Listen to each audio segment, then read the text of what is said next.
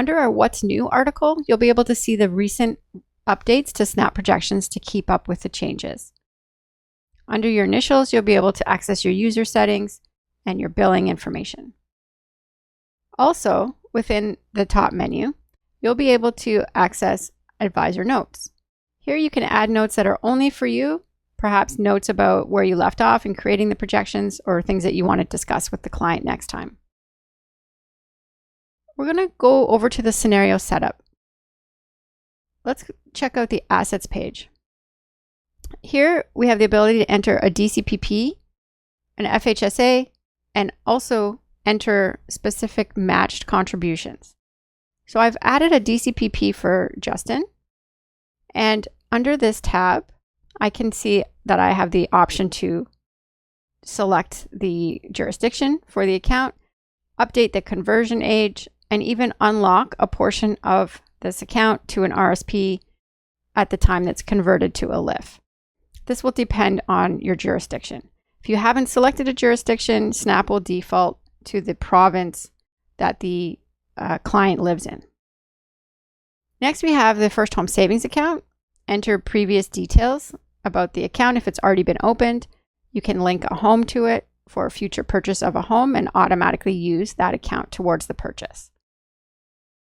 We have the employer matching, where this DCPP I've set up to be linked to Justin's employment income with a 2% employee contribution and a 5% employer contribution.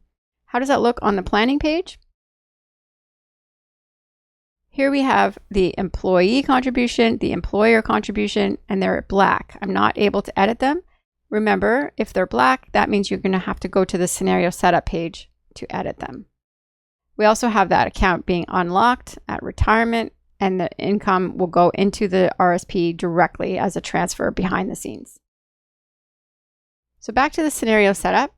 Next, we can take a look at insurance. You can directly access the insurance help page using the About This Page button. You can add permanent policies, whole life, and universal life policies, or term policies. For permanent policies, you'll need to enter the details for the death benefit, cash surrender value, and the premium directly into this input page. You can copy and paste from an Excel illustration. You can also type the amount right here.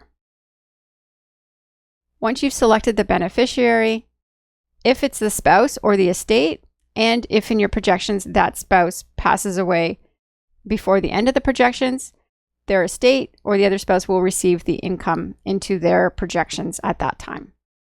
For term policies, you can select various different terms, or you can directly enter the age that this policy will go to or the year that it will go to. We also have life needs analysis. You would go ahead and enter inputs to do with who's insured, what's the analysis horizon, how much income do they need, what are the debts that they need to cover, what are their available resources, and then Snap will provide you a summary of the total life insurance required and subtract out any available resources so that we'll see what is the extra life insurance required.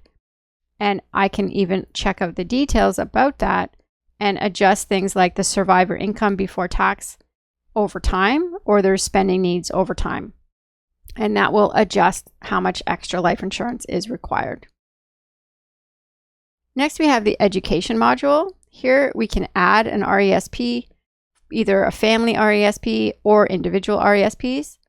I'll check out the one that I've already added here for Justin is the subscriber, setting up the automatic contribution and withdrawal so that Snap will use the details below in this table to do those automatic contributions and withdrawals. So based on the claimed grant for each of them, the projected education cost and the inflation, when they're going to start the RESP, and then how many years of education they have. If I go back to the planning page, we can see that section.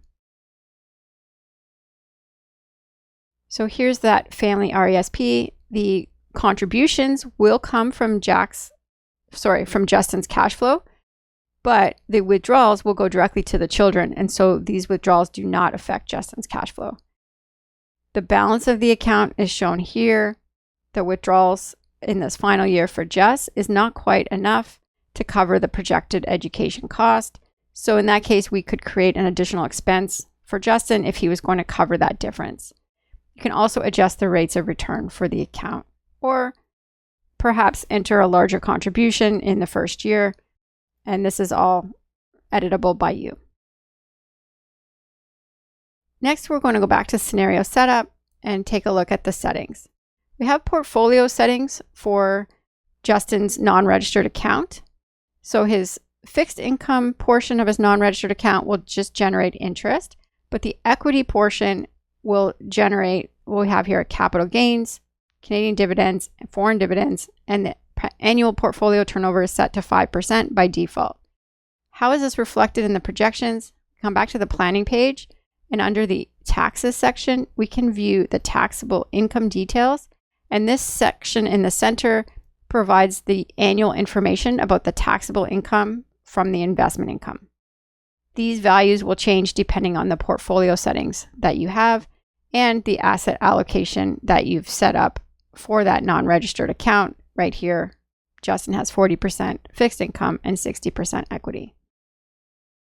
Next, we have the cash balance. This is typically not used because you're going to be allocating any surplus to the existing financial assets, and hopefully they're not running into a shortfall. But if they do, Snap will borrow money at this rate to help them maintain their spending. You can adjust both of these settings. Next, we have the income taxes section where you can choose to apply the tax credits by default or deselect them. You can add additional tax credits, tax deductions, and benefits from specific ages to specific ages.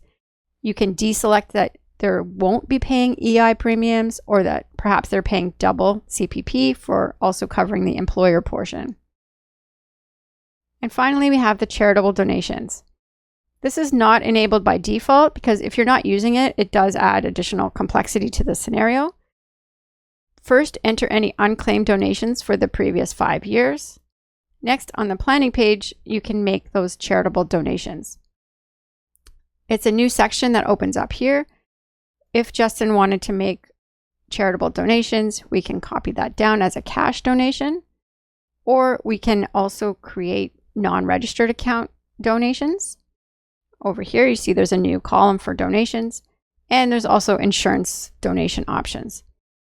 To see the difference in the plan based on those contribution or based on those charitable donations, we open the details to see the difference in his taxes with and without donations. Lastly, you can export your projections to Excel using this button. Exporting from the planning page will download an Excel file that has a sheet for each of combined, the client, the spouse, and the corporation if applicable. Exporting from Scenario Setup will provide you with a download of an Excel file that has all of the input parameters. In the next video, we'll discuss the add-on feature for stress testing your projections.